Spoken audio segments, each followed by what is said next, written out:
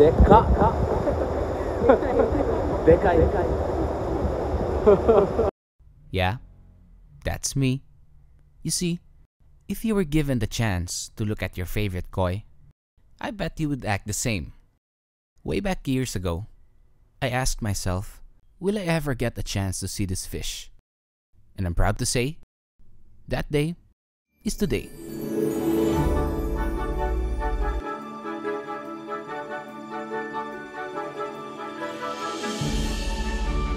The koi farm that we were about to visit has acquired multiple awards of the prestigious koi shows in Japan. This year, they just bagged the grand champion to the yearly event where breeders showcase all their best fish. That is why I have traveled all the way from the Philippines just to witness the hard work and perseverance of an artist that makes this living art called Nishikigoi. In this episode, you are about to see how a Japanese breeder operates a world-class koi farm. But before we jump right into it, let me show you how we got there.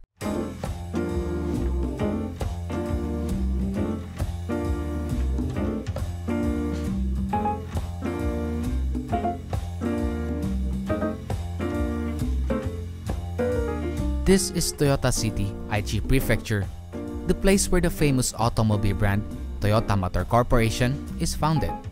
It takes an hour and a half of travel from Nagoya by riding the Meitetsu Toyota line. And in the mountains of this town is where DAINICHI Toyota is located.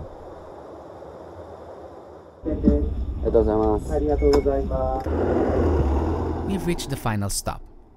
At this moment, you can already feel the atmosphere of Inaka, and I can tell that we're almost there, as we were surrounded by mud ponds that has auto feeders. We enjoyed the time while walking as we were going to this koi farm. The walk towards there felt like an adventure, as the scenery reminds me of the journey from the movies I watched as a kid. We enjoyed the walk so much, we didn't notice that we were there already. We just arrived at DAINICHI Toyota. This place is insane, guys. Let's try to look for Hiroshi-san. Hiroshi-san, hajimemashite. This is Hiroshi Mano, the owner of the koi farm. DAINICHI Koi Farm is founded by their father, Minoru Mano, and is established in the 1950s in Niigata. In year 2005, Hiroshi-san decided to start a new branch in Toyota City by himself. In year 2016, DAINICHI Toyota got the grand champion at the All Japan Koi Show, handled by Narita Koi Farm. And that koi is Kinsen. We hobbyists obviously has a fish that we idolize. And for me, that koi happens to be Kinsen. Oh, there's Kinsen. Wow. I'm so excited to see her, even though she looks different compared before.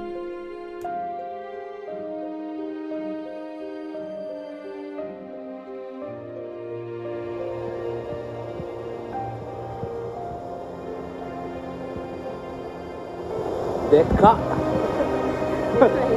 Dekai.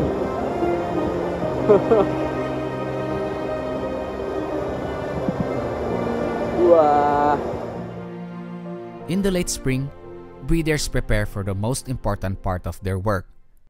3 days ago, Kinsen had successfully spawned for this year, and I can tell that Hiroshi-san is so excited for the next generation. So this is the offspring of the well-known Kinsen. I think the eggs will hatch for about 5 days from now. There's a lot of egg, guys. There's a lot of eggs.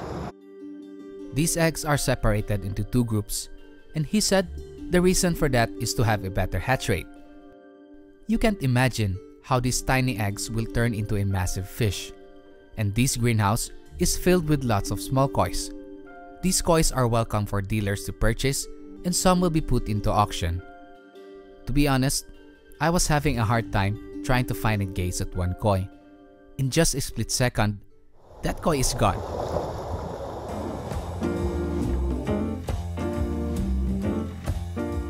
Keeping numerous amounts of fish in a pond requires a lot of oxygen and water movement. Venturi aeration system is the perfect solution for this scenario. Having an all-in-one function is what makes this mechanism super beneficial, especially to people who try to save money on electricity bills. Speaking of electricity bills, running a koi farm in Japan costs a lot of money for heating these ponds, mainly in the winter months as the temperature lowers down to -5 degrees Celsius. Carp in general can withstand low temperatures, but for these high-level kois, it's not advisable due to high risk of parasite infestation when the koi is in dormant state. Breeders ensure the health of every koi fish all the time. I think it's time for Hiroshi-san to do his work. And now let's proceed to the third greenhouse. About 80% of the kois here are sold and under his care. This is called Azukari, but not all of them are able to go through this process, only to the specially selected kois that breeders might see a very bright future. Hiroshi-san assigned some staffs that will bring the kois to the mud ponds. The others will be joining him to net the fish. This procedure should take time and be as careful as possible, as this might cause some minor injuries for the fish.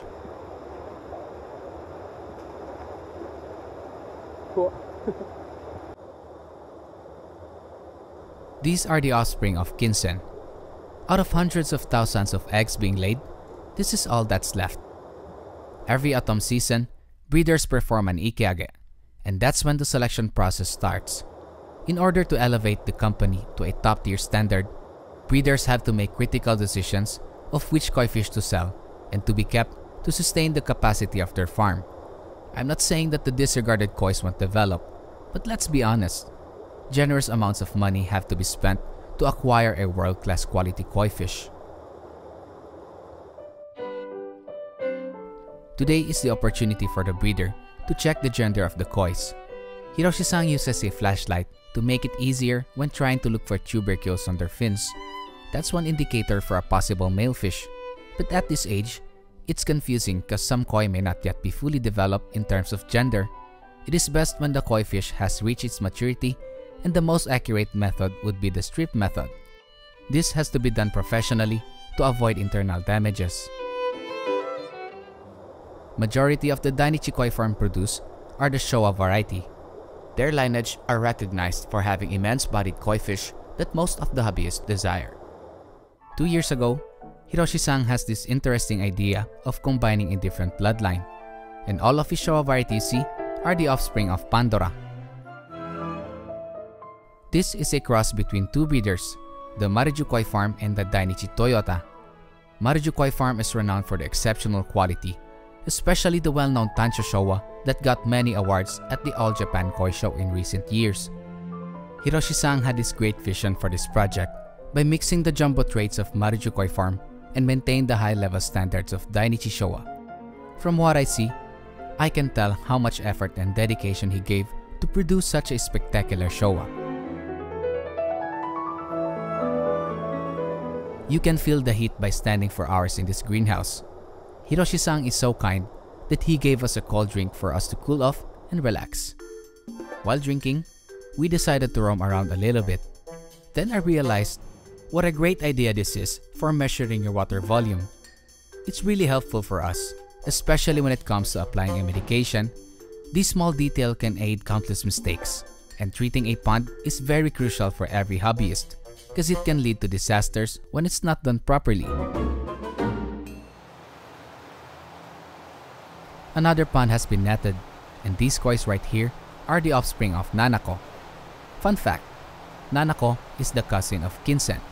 This is a perfect example of the quality over quantity result, and it's hard to pick the best fish in this batch, as each and every one of them has its own beauty. From looking at one particular koi, you then get distracted easily to the fish beside it. The process of selecting tiny specimens for the future of your farm is not an easy task. It takes years of hard work with passion for breeders to achieve this level of quality.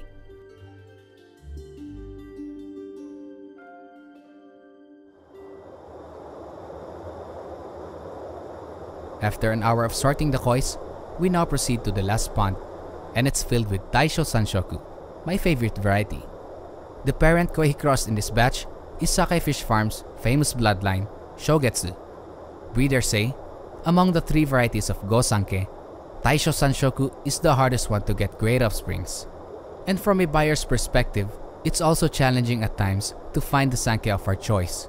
But these right here are amazing.